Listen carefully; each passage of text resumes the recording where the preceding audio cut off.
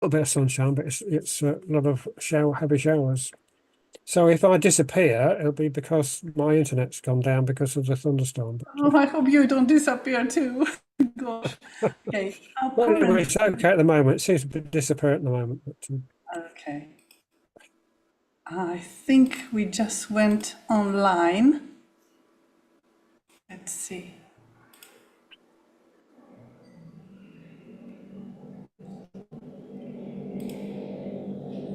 Yep, we're live. So, ladies and gentlemen, I'll do my John Brown, girls and boys, an assembled company, which is Keith and Waleed. Very good to see you both. We are here today for the World Story Round, but we've lost our host because he's been kidnapped by aliens in a weird place in England called the Stone Market. And we don't know when they're going to release him or what kind of evil experiments they're going to conduct on his person. So let us hope for the best. Let us hope that Mike Rust will return to us in one piece. And in the meantime, I have with us here our lovely Keith from Lincolnshire. So, Keith, have you got a story for us? Yes, I have a story, yeah. Awesome. So are we going to wait for anybody else, or what are we going to do? So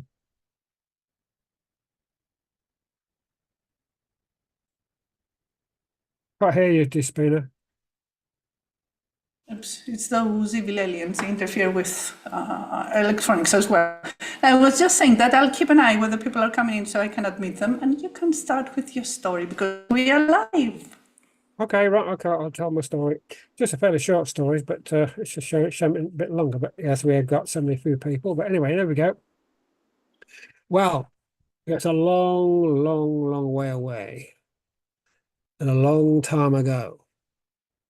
And an expert in the law of Moses went to Jesus and said, "What must I do to gain eternal life?"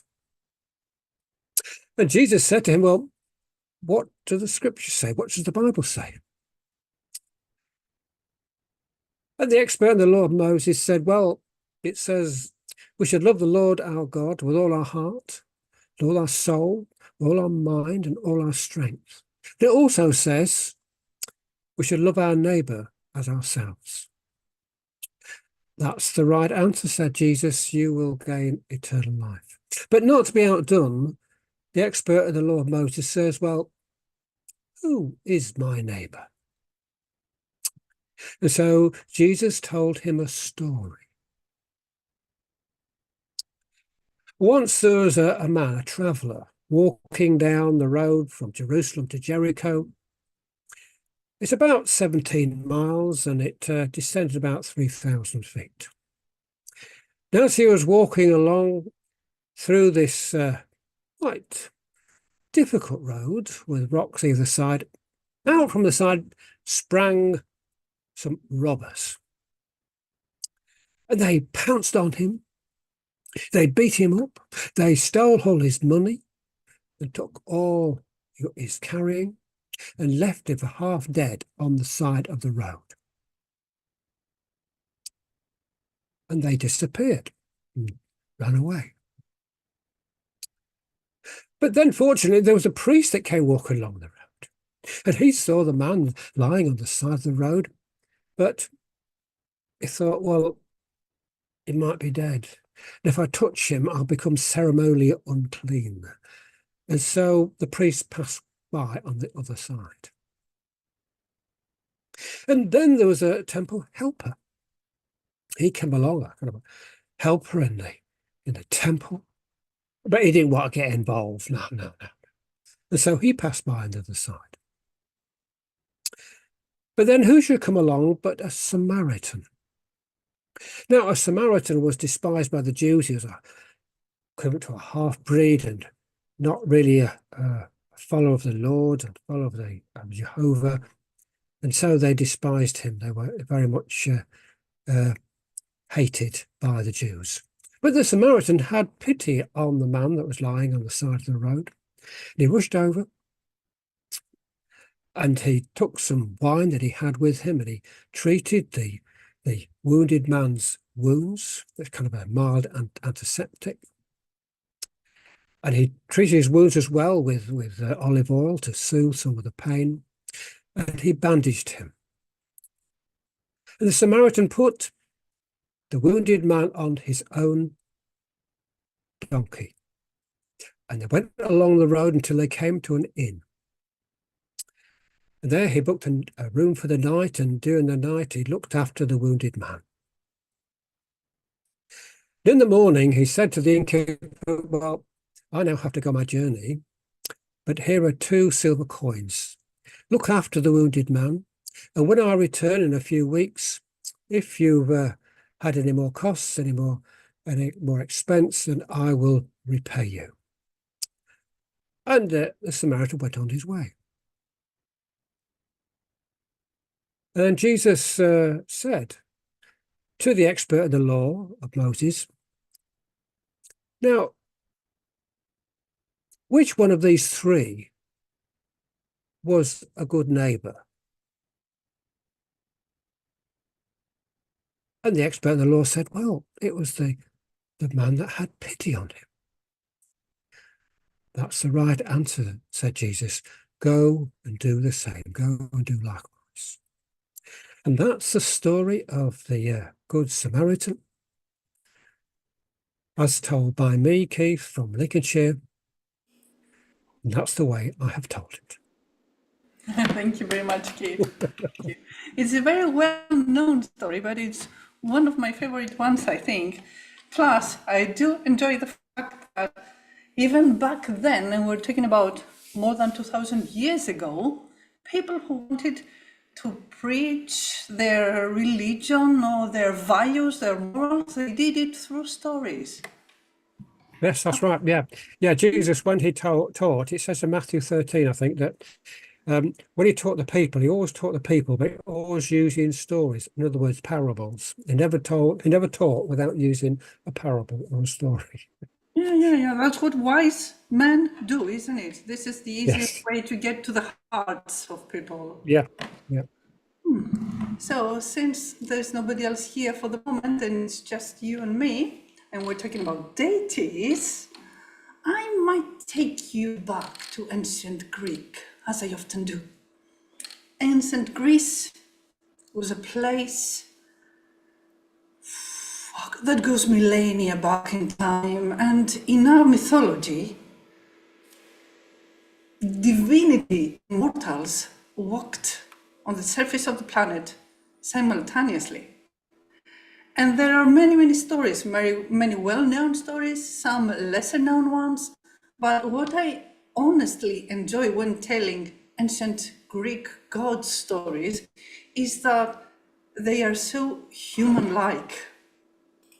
They have no big difference from us as to their powers. Obviously, they do have much more, but when it comes to weaknesses, their weaknesses are very much like the human ones. Welcome, Karen.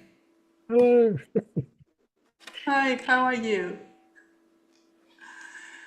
Okay, you just caught us before I tell my Greek mythology story of today. So I know you really enjoy those. Here it comes.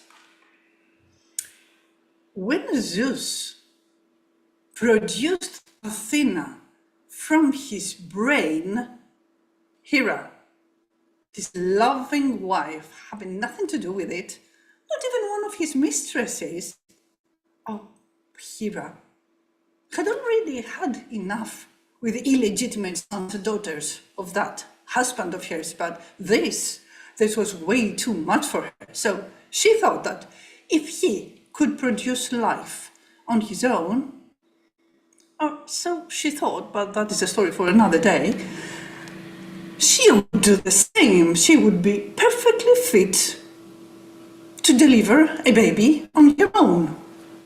So without the touch of her husband, already man, she impregnated herself, Hera, the great goddess. And she was delighted because she knew that when that baby would come, it would be beautiful.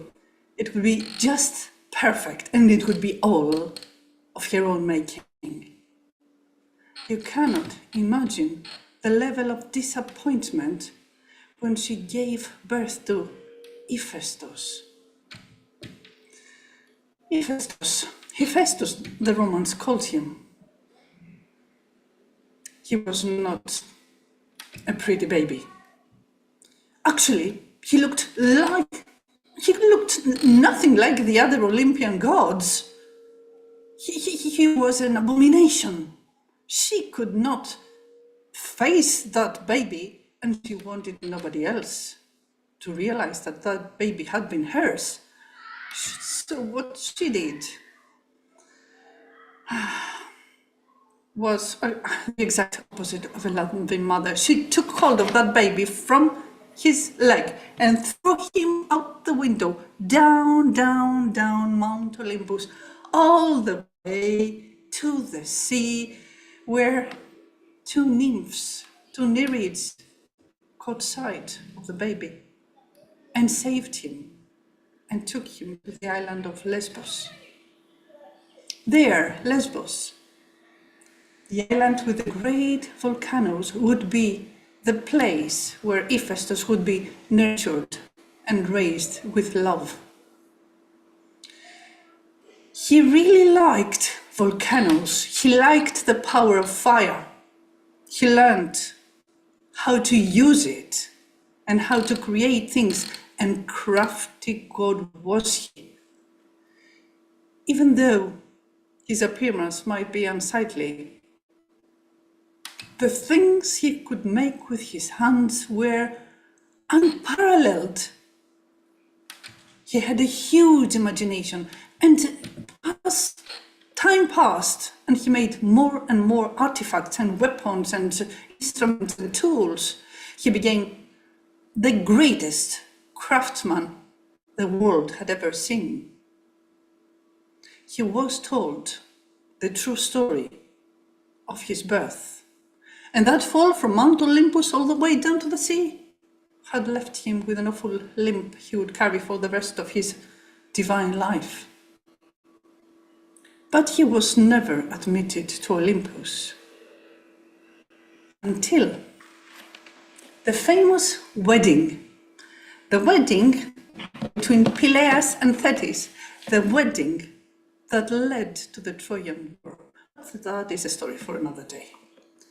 In that wedding, his stepmother, Thetis, appeared in front of the gods wearing the most gorgeous piece of jewelry around her neck any god had ever seen.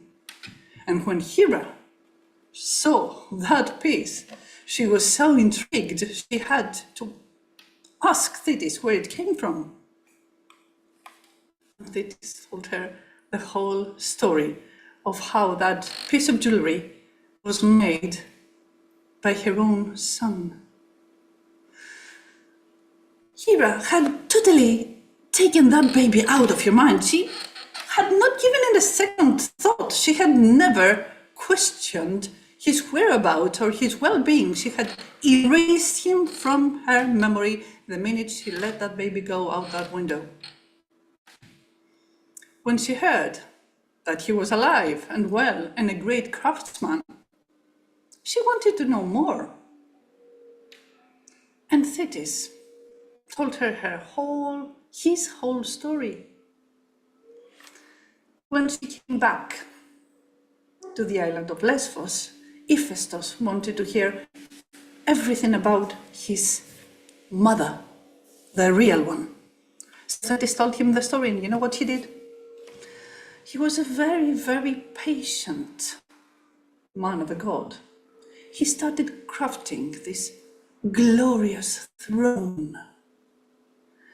It was sculpted all over, and he could see that it was made to hold a divine butt. So Thetis took that throne up to Mount Olympus and presented it to Hera, and he said that it was a gift from her son, just to show his respect to his mother. And Hera saw that throne, and it was even more wonderful than the piece of jewelry that had caught her eye. So, as it was fit for a goddess, and as she thought herself to be the best goddess among them all, she sat herself on that throne and put her arms there, and as she did so, little invisible threads of vine started to grow from the feet of the throne up her legs and her arms, and she was bound on the throne. She tried to release herself. She tried to stand up, but it was impossible. She was held back by invisible vines she could not break. All the gods were called, and they started trying to break the spell, break the boundary, but it was impossible. Ares, her son, he was there. He tried with his sword. He tried to cut them off. It was impossible. They tried the best they could, but none of the divine beings was able to release Hera from that throne. So they realized that this was no accident. This had been a trick from Hephaestus to get back on his mother. So one god after another left Mount Olympus and visited the island of Lesbos, trying to convince Hephaestus that he should take his trickster back and release her from that throne. But he would not have it. Ares even tried to bully him. Didn't work. Athena tried to persuade him with her wisdom. Did not work. Nobody, nothing they could conceive, no idea would manage to convince Hephaestus to release his mother. Until Hermes, the cleverest one, the trickster, he had an idea. He had tried all his tricks. He had tried with carrot or whip to persuade Hephaestus to undo the bondage, but he was not able to. And then he thought, another outcast, another illegitimate son of Zeus who had not been admitted in Olympus' palace. He went and found Dionysus, and he told him how the story was. And he said, Dionysus, if you pull this through, if you can make it work, if you can make that man release here from the throne, you might have a chance of being admitted to the palace with the other gods. And that was all Dionysus wanted. So this time, it was Dionysus with his games and his satires and all his accolades, playing music, carrying wine, that visited Hephaestus. And Hephaestus had never tried wine before. It was the first time in his life, and he really, really liked it. I don't know if you enjoy wine. Cheers. We have very good wine in Greece. We do enjoy it up to this day. Cheers, Karen. So, the moment Hephaestus tasted that wine, he started gulping one glass after another, and soon he was intoxicated. In this state, totally inebriated, Dionysus managed to put Hephaestus up on his mule, and with the accompaniment of all his musicians, his satyrs playing the flutes and his nymphs dancing around them, he took him all the way up to Mount Olympus.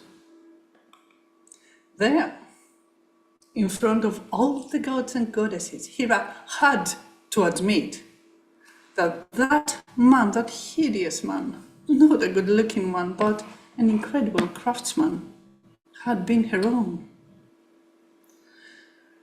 And still, they tried to persuade him to release her.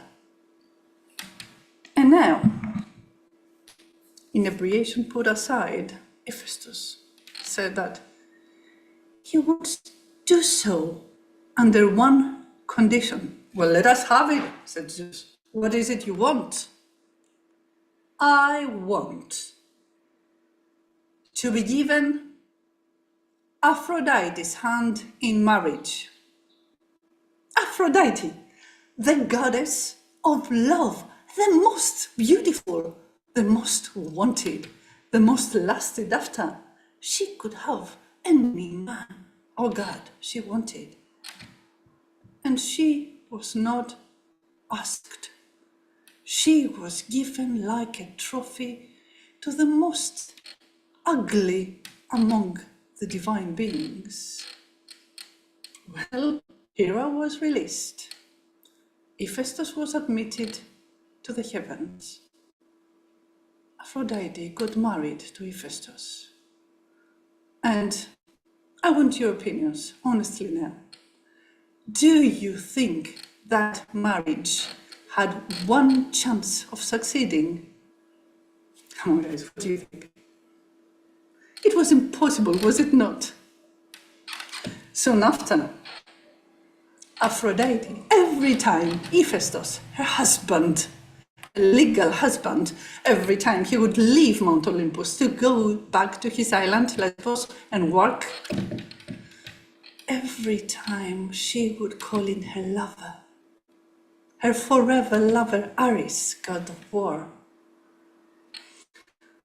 Apparently, lust and war go together somehow. Nobody liked Ares. He was not a man of tactic, he was a man of brute force. Nobody liked him other than Aphrodite. I don't think Aphrodite went that deep. She just liked his looks. So he would be invited in her wedding bedroom. Oh, well, I don't know. There's a Greek saying that says «Μια του κλέφτη, δυο του κλέφτη, τρεις και την κακή του μέρα», which means you don't get caught once, you don't get caught twice, but on the third time you will get caught, and it will not be nice. So it was that Hephaestus heard about his wife's misbehaving. So he was a crafty man. He was a very patient man.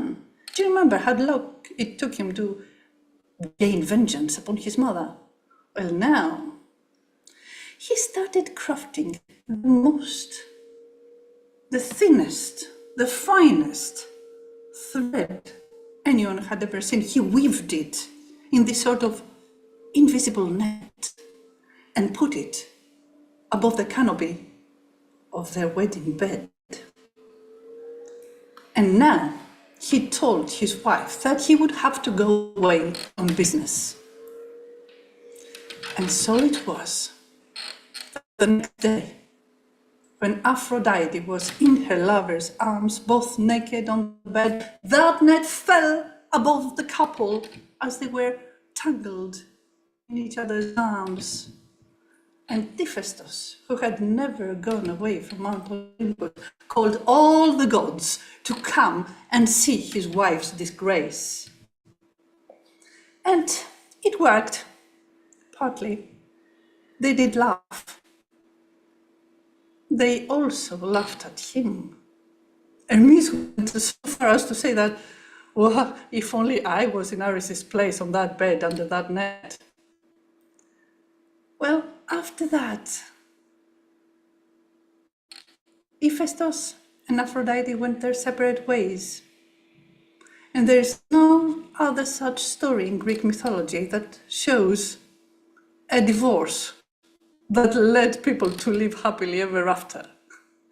And that is my story for today. Thank you, thank you. Dear Karen, have you got a story for us? We are rustless tonight. Mike Rust is not here, so I'm I've noticed. I don't really have a new story. No, I thought I'll sing you a story today. would it So not that be would be different. I thought because that's something I just didn't have time to learn something new or refurbish something else. So I thought I'll do something that I know. take it away, Karen? Oh, is it me now? I thought Keith was going on. No, I've been. You have been. I Oh, was on sorry. first. I'm so sorry I've missed you. Yeah. Yeah, I just I've been sorry I've been late, by the way. I've been Paul's, my husband's account's been hacked, so we've just been in a bit of a turmoil. So that took a moment. Anyway, yes, I'm going to sing a song. I'll just get myself a little bit more into position that I can do it slightly better, because I will need a little bit of space. I've never done it this way. Normally, I've got my husband Paul playing the guitar and keeping me in pitch and in check. And today I'll just do it without accompaniment, that's the word. And whether that works with my special instrument I've brought today, I'm not sure, but we'll just try and see how it goes. This tells the story of a lady who comes from Cork in Southern Ireland, which we love very much, and we've been a few times. And we have heard Jimmy Crowley sing a song. He's a bard of Cork, they call him. He sang a song about a lady who had to leave Cork, like so many Irish, for America. And when she comes back many, many, many years later, things are not quite as she remembers them. And I was so drawn to it really because it's called The Rose of Coburg Street. Coburg is of course in Germany, and so that sort of ties in with my heritage, but also because it mentions a saxophone, and at the time I just picked up a saxophone, and you'll be very pleased though I've sold it since. But I brought something different that looks a bit like a drain pipe, and maybe that can replace the saxophone today. Right, okay, I'll give it a go. Just to make sure before you start, so we enjoy the music, have you got the sound from musicians on? I have. Excellent. We're all here. Maybe a problem with the singing, but I think the bass recorder, it is of course, needs it. Right, The Rose of Coburg Street. On a night of talk, of smiles and tears, a woman scrolled through fourscore years, recalling times that long had flown, and a city that she once had known. I was read, she said, on Coburg Street, where Patrick's Hill plants down his feet, but that was back in the long ago, when the pace of life was smooth and slow. Those were the days, that was the time, when I was young and in my prime. Cork was heaven and life was sweet, and I was the rose of Coburg Street. I was the rose of Coburg Street. On recollection, I suppose, 'twas Frank who first called me the rose. He lived on by the Blackstone Bridge, played saxophone on Sunset Ridge.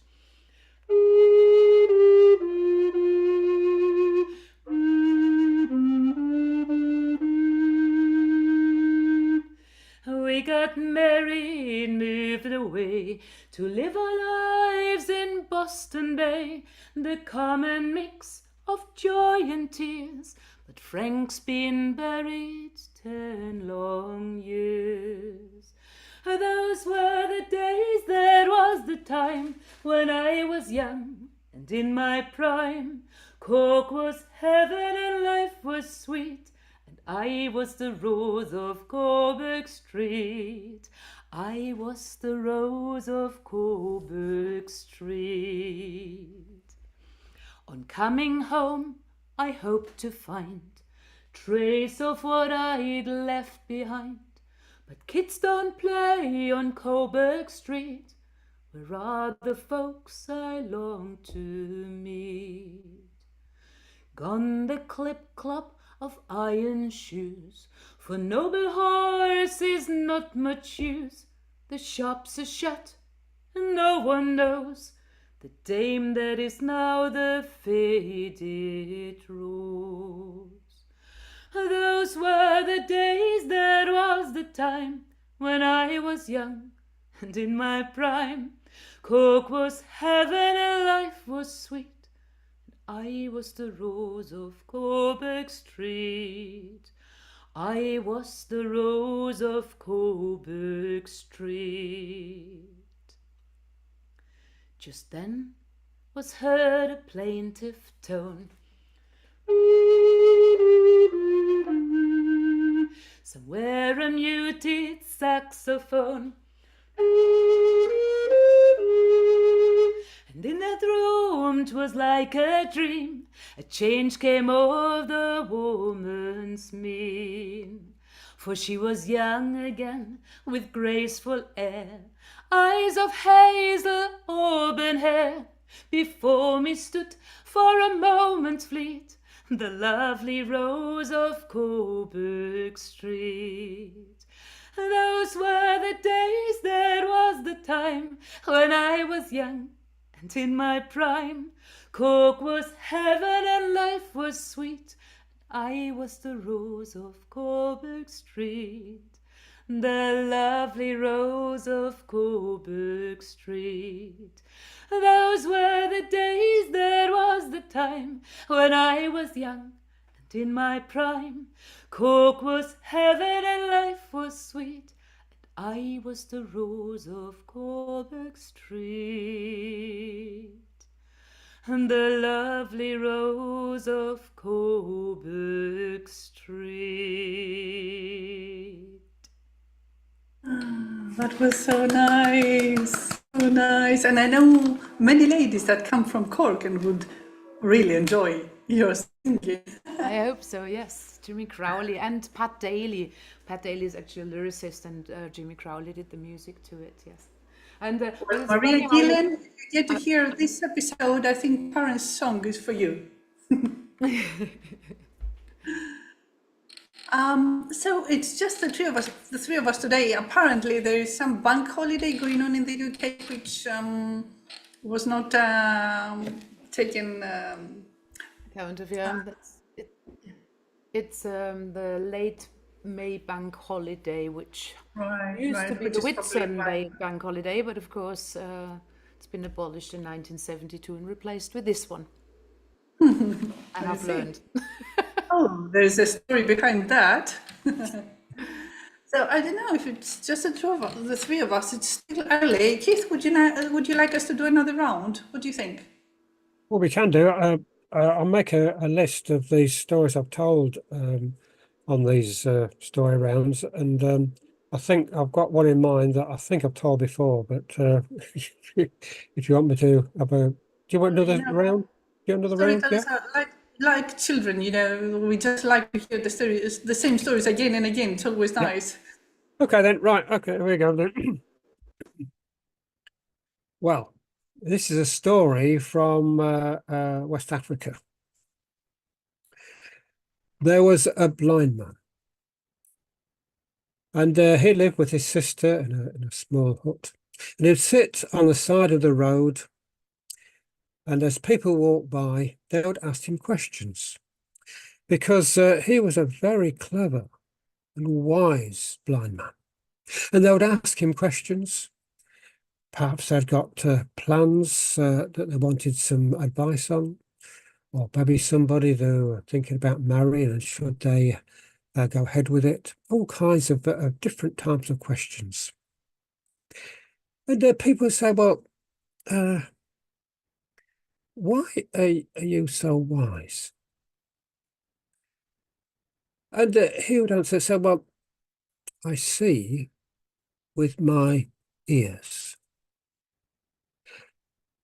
And a little bit later, there was a hunter who courted and then married the blind man's sister. And the hunter came to live in the hut with them. And every day the hunter would go out into the forest, would take in his bows and arrows and his traps, and he would hunt all day and come back, hopefully with a prize that they could, an animal that they could eat. And every night that when the hunter came back, the blind man would say, take me hunting with you tomorrow. But the hunter would say, what good is a man with no eyes? He wouldn't take him. And this went on day after day. The blind man said, take me hunting with you tomorrow. But the hunter said, "What good's a man with no eyes?" And so there was one day the hunter came back with a fat gazelle. And they had a big feast that night. The hunter's wife, or the blind man's sister, she cooked this gazelle. They had a feast, and the hunter was feeling very, very satisfied, having a big meal. And the blind man said, "Take me hunting with you tomorrow." Very well, said the hunter. "I will take you tomorrow." And so the next morning, they got up, and the hunter, with his bow and arrow and his traps and his spears, and he took hold of the hand of the blind man and led him through the forest. And they walked and walked and walked and walked and walked for miles and miles and miles down the track through the forest. And when they got to the end of the part there was a clearing, and they set some traps. The hunter set his trap, and he showed the blind man how to set his trap in that clearing. And the hunter said to the blind man, "We'll come back tomorrow and see what we've caught." And so he went back to the hut. Now the next morning he got up early, and the hunter was about to take the hand of the blind man and said, "I don't need you to lead me through the forest today." And the blind man led the way. And he didn't trip over a root or stumble over a stone or anything. He just went all the way through, walked and walked and walked and walked. And the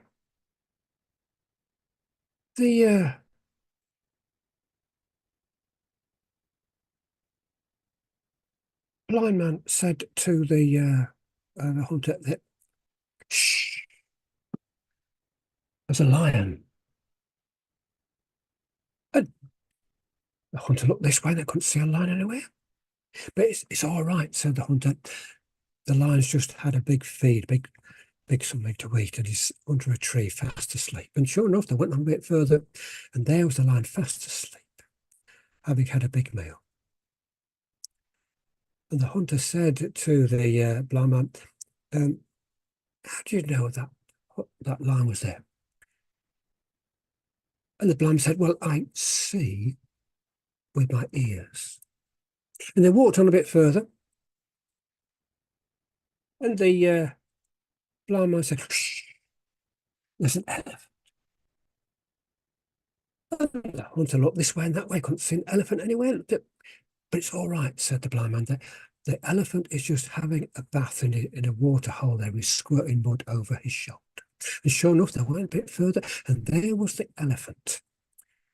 And he was having a whale of a time, just squirting muddy water over his shoulder. And the hunter said to the blind man, "How do you know that elephant was there?" And the blind man said, "Because I see with my ear." And they walked on a bit further, and he came to the clearing, and there, in the traps, each trap had a bird in it. And the hunter, in his trap, he just had a grey, very small grey bird. But in the trap of the blind man was a beautiful bird of gold, crimson. And the hunter went over and said, "Well, the blind man won't know any difference." And he took the grey bird out of his trap and gave it to the blind man. And the hunter, he took the beautiful bird of gold and crimson for himself. And as they were walking back to the hut, the hunter said to the blind man, "If you are so wise and so clever, how is it that there's so much war and arguments and falling out amongst the people in the world?" And the blind man says, "Because there's people like you that take what doesn't belong to them." And at that, the hunter was very, very sorry. He said, "Oh, I'm sorry." And he took the grey bird out of the blind man's hands, and he gave him the beautiful bird that was gold and crimson, and kept the grey one for himself. And as they walked on, they wanted to set the blind man, why is it that there's so much love and good relationships and friendships and happiness in the world? And the blind man says, because there's people like you that learn from their mistakes and put things right with their friends. And they went back to the hut, and people would say, blind man, why is it that you're so wise and clever? And the hunter would put his arm round the blind man and says, because he sees with his ears and he hears with his heart. And that's the story of the blind man and the hunter. That's told by me, Keith from Lincolnshire. And that's the way I've told it. Thank you very much, Keith from Lincolnshire. We loved the way you told it. Beautiful. I love that story. I love it ever since I first heard it. Yeah, I think yeah, it's so much to the point. Yeah, Hugh Lupton tells that story. That's so you listen to Hugh tell it. I've told that story to our group of visually impaired people here on my island, and Yeah, it is. I told it once at the Bag of Tales when Tony was Tony. there, and he can't. He's partially blind, so yeah, he was. Well, if you have even one person in your audience that can actually relate, like really relate. Yeah. Well, Karen, I will tell it. Thank you, Keith. I will tell another tale then, and maybe Yeah. I inspire you to do one more of your own. Oh, by the way, I should tell you now, Karen, that I told your story of the sparrow with the dove and the hawk at the East Anglian Festival. We did this story around the fire after all the gigs were done. The final event of the evening. And I think it was appreciated. So thank you for that story.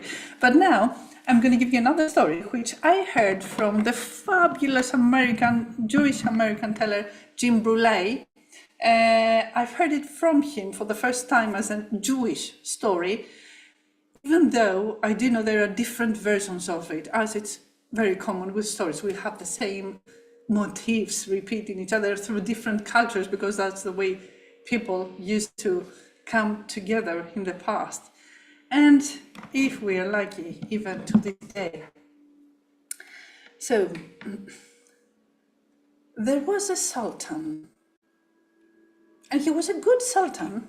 He cared about the well-being of his people. Many times he would disguise, sometimes accompanied by his great vizier, sometimes on his own. He would disguise as a merchant, and he would go around his city to check on people. If he found a poor soul suffering, he would do his best to make his life easier, or her life, depending on the case. Now, on that particular night, the Sultan was out disguised as a merchant, unaccompanied on his own, and he took the road that he knew led to the poorest part of the city, the slums. So he started walking into that dimly lit road, and in the distance he could make out one light in an open window, and he headed towards it. As he was approaching towards the lighted window, he could hear a song from the inside.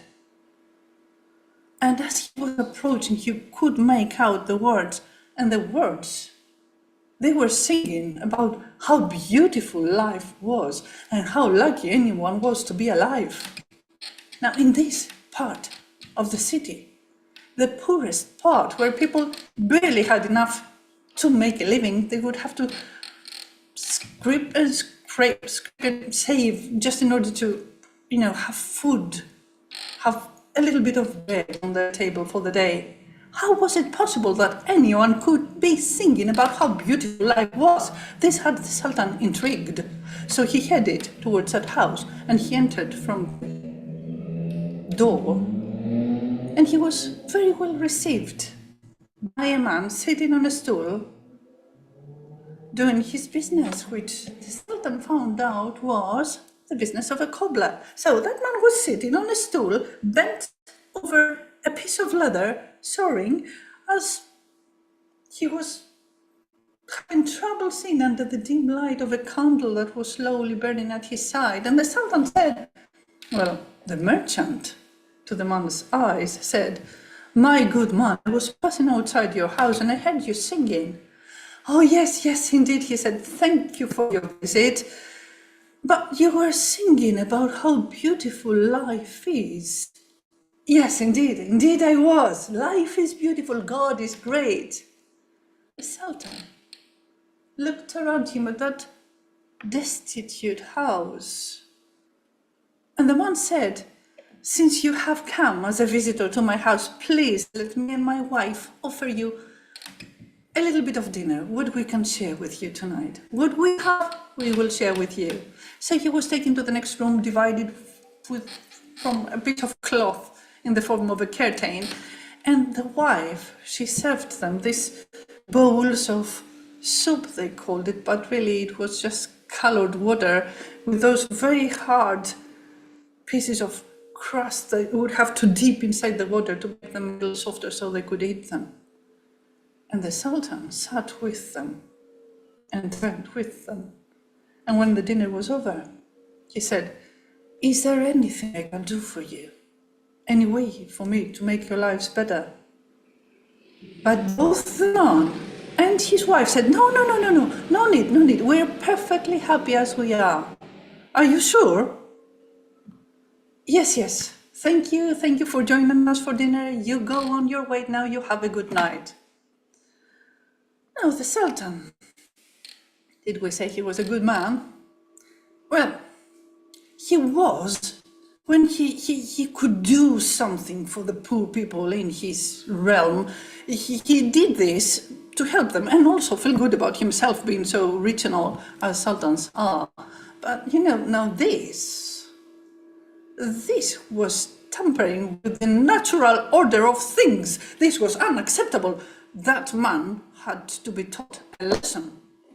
So next time it was that the city criers went out and they started calling out to the people, "Hear ye, by the Sultan's decree, from now on the profession of a cobbler is considered illegal. Anybody working as a cobbler will be arrested and put to prison. Nobody is allowed to work as a cobbler from now on."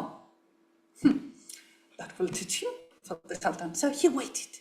He waited for a few days to pass by until he was in disguise again.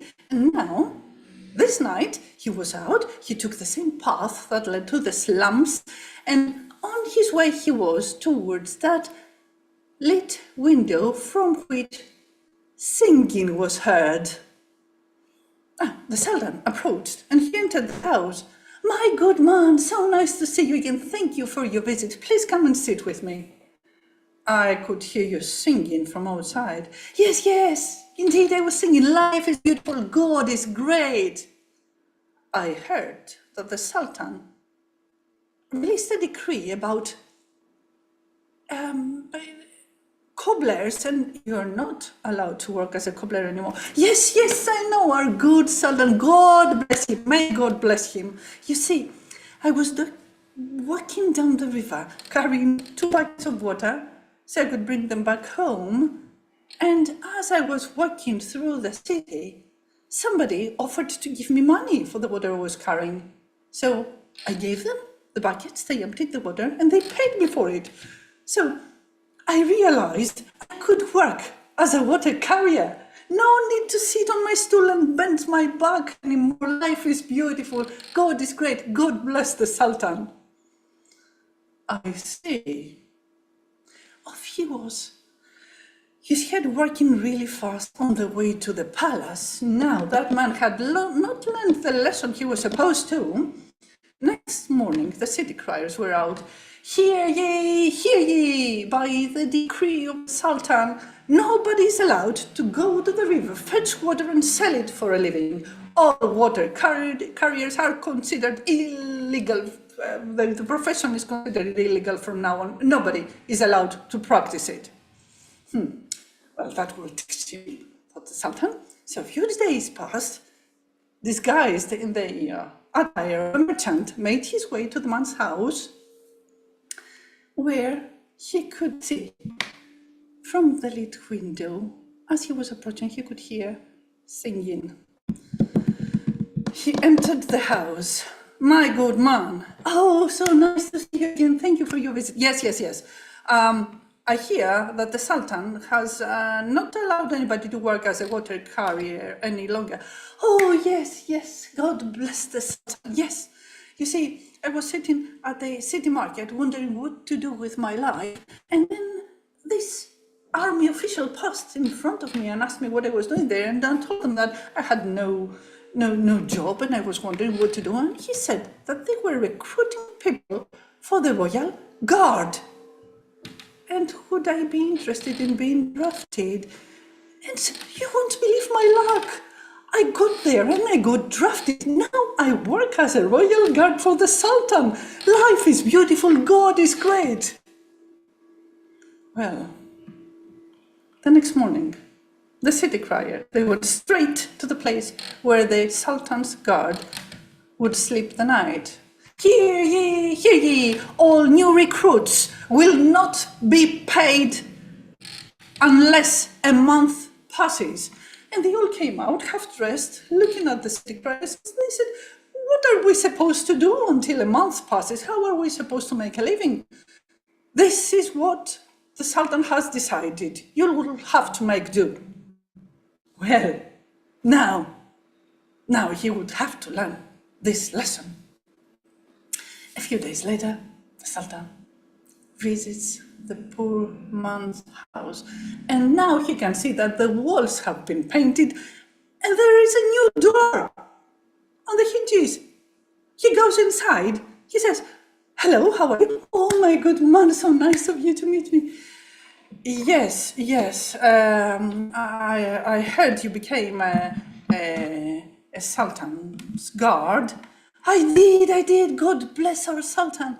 Yes, but I know for a fact that no new recruits are supposed to be paid unless a month passes. Tell me now, has anybody paid you behind the Sultan's back?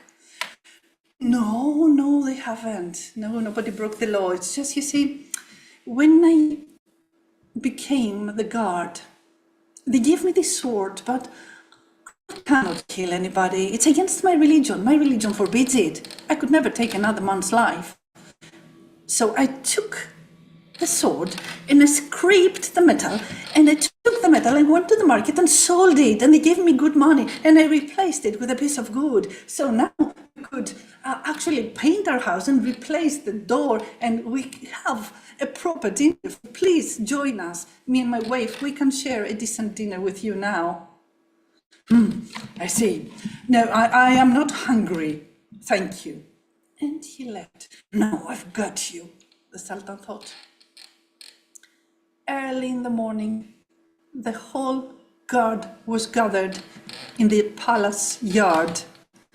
There came the Sultan, his personal guards, carrying a man behind him. The Sultan stood in front of his army and he said, my guards, this man is a despicable criminal. One of you will be given the honor of cutting his head off, and that man will be you, he said, pointing at the ex-cobbler, ex-water carrier, now guard to the Sultan. Thank you for the honor, your sire, but you see, your majesty, I could not possibly, you see, I'm Jewish and I cannot take another man's life. It goes against my religion. I have made up my mind. Today, a head will roll, and it can be the criminals, if you decide to do with his life. Or it can be yours if you don't.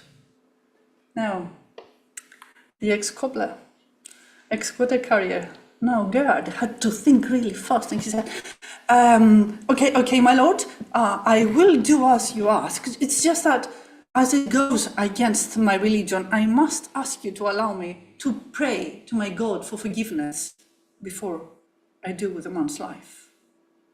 Yes, okay, carry on with it, just be fast.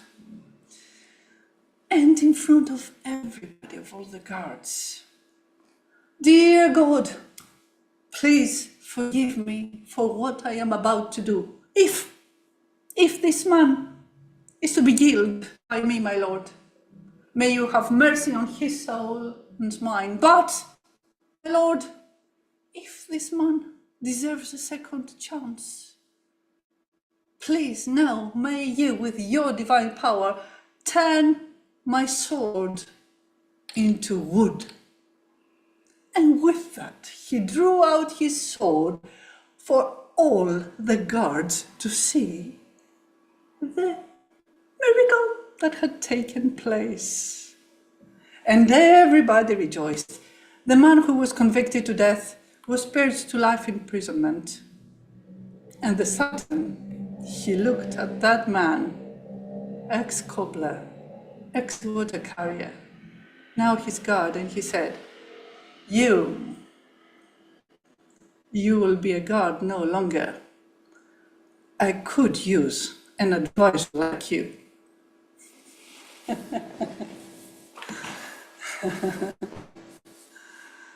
Thank you. Oh, So, brilliant Carol? story. What do you think? Have I inspired you? You have inspired me massively, but not to tell the story today. Okay. I really, really love that story, Ferry. Thank you so much, but I think I'll give it a pass today. Yeah, I think you've told that before, haven't you, Despina? Have you told that? I've heard you tell it before, I think. I told it on Friday for Children, which many adults might not be wise enough to have watched. Yeah, very good. Okay.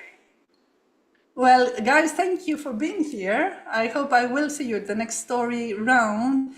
And to be honest, I don't know who it is that's coming next Friday, but we do have Friday for Children. Usually it's awesome storytellers, and that's at 6 p.m. UK time. Yes. And I think that the next story round will be a fortnight from now. So not correct. next Sunday, 2 Sundays from now. Yeah. So I hope to see you and more people there. I won't Thank be you for- there, unfortunately, next time, but as soon as I can again. Will you be traveling then? Yes, we've got our album launch with my trio in 2 weeks' time. So we've got 4 concerts in 3 days. So it will be quite exciting. A lot of work. Good luck. Thank you. Okay, well, thank you, Karen. Thank you, Keith. And thank you, Wally, for flying the magic carpet Thank with you, us Christina. tonight. And see you soon, guys. Big kiss. Love Okay. and light from Greece. Bye-bye. Bye-bye. Bye.